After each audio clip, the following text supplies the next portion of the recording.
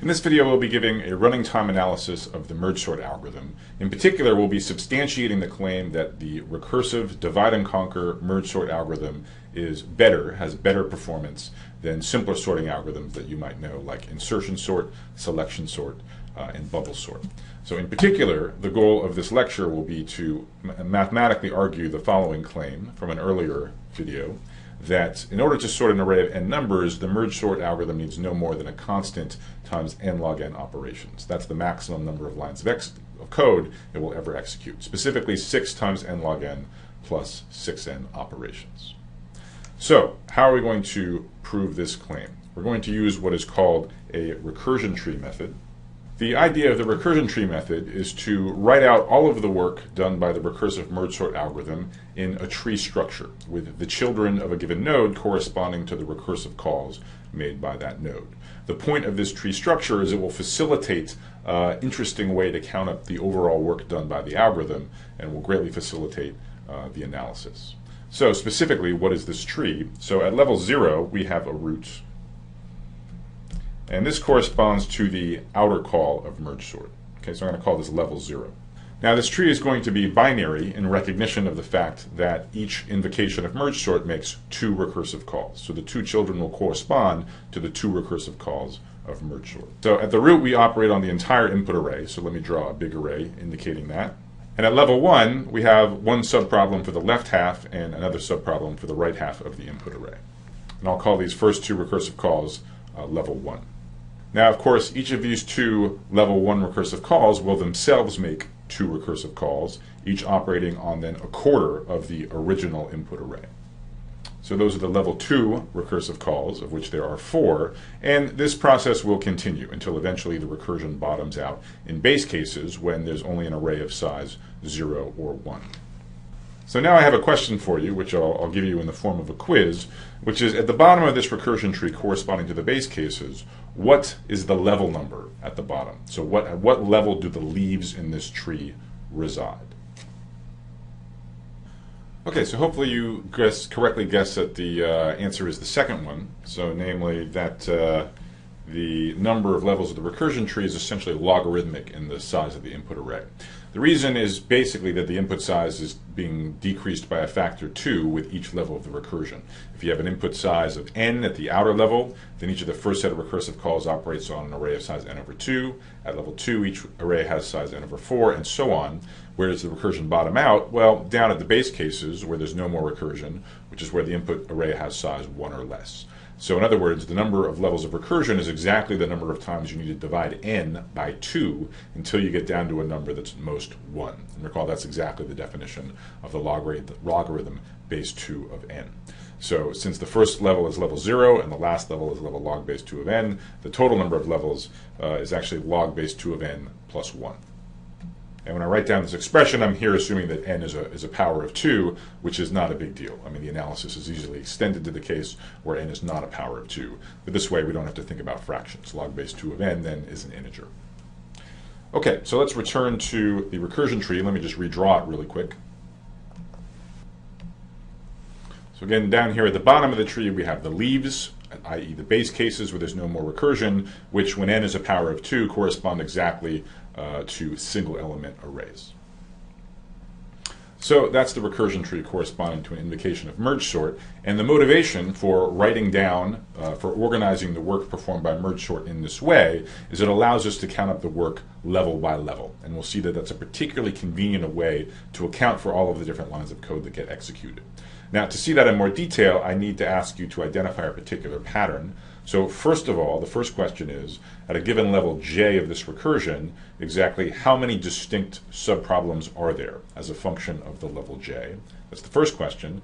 The second question is, for each of those distinct subproblems at level j, what is the input size? So what is the size of the array which is passed to a subproblem residing at level j of this recursion tree?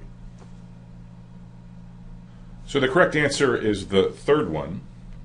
So first of all, at a given level j, there's precisely 2 to the j distinct subproblems. There's one outermost subproblem at level 0. It has 2 recursive calls. Those are the 2 subproblems at level 1, and so on.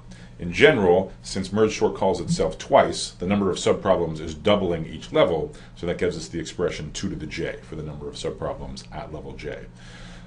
On the other hand, by a similar argument, the input size is halving each time. With each recursive call, you pass it half of the input that you were given. So at each level of the recursion tree, we're seeing half of the input size of the previous level. So after j levels, since we started with an input size of n, after j levels, each subproblem will be operating on an array of length n over 2 to the j. Okay, so now let's put this pattern to use and actually count up all of the lines of code that merge sort executes. And as I said before, the key idea is to count up the work level by level. Now, to be clear, when I talk about the amount of work done at level j, what I'm talking about is the work done by those 2 to the j invocations of merge sort, not counting their respective recursive calls, not counting work which is going to get done in the recursion lower in the tree. Now, recall, merge sort is a very simple algorithm. It just has 3 lines of code. First, there's a recursive call, so we're not counting that.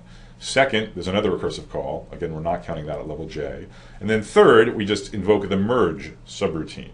So really, outside the recursive calls, all that merge sort does is a single invocation of merge. Further, recall we already have a good understanding of the number of lines of code that merge needs. On an input of size m, it's going to use at most 6m lines of code. That's an analysis that we did in the previous video. So let's fix a level j. We know how many subproblems there are, 2 to the j.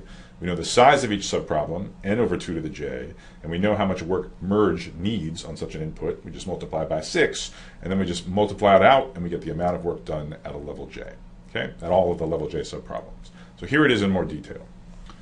All right, so we start with just the number of different subproblems at level j, and we just noticed that that was at most 2 to the j.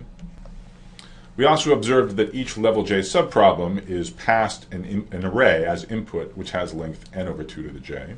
And we know that the merge subroutine, when given an input, given an array of size n over 2 to the j, will execute at most 6 times that many number of lines of code. So to compute the total amount of work done at level j, we just multiply the number of problems times the work done per subproblem, and then something sort of remarkable happens. We get this cancellation of the 2 to the j's, and we get an upper bound, 6n, which is independent of the level j.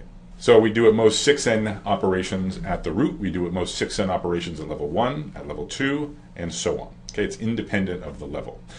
Morally, the reason this is happening is because of a perfect equilibrium between 2 competing forces. First of all, the number of subproblems is doubling with each level of the recursion tree, but secondly, the amount of work that we do per subproblem is halving with each level of the recursion tree. Since those 2 cancel out, we get an upper bound 6n, which is independent of the level j. Now, here's why that's so cool, right? We don't really care about the amount of work just at a given level. We care about the amount of work that merge sort does ever at any level.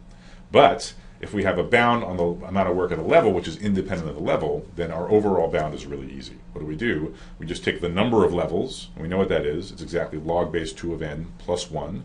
Remember, the levels are 0 through log base 2 of n inclusive. And then we have an upper bound 6n for each of those log n plus 1 levels. So if we expand out this quantity, we get exactly the upper bound that was claimed earlier, namely that the number of operations merge sort executes is at most 6n times log base 2 of n plus 6n. So that, my friends, is a running time analysis of the merge sort algorithm. That's why its running time is bounded by a constant times n log n, which, especially as n grows large, is far superior to the more simple iterative algorithms like insertion or selection sort.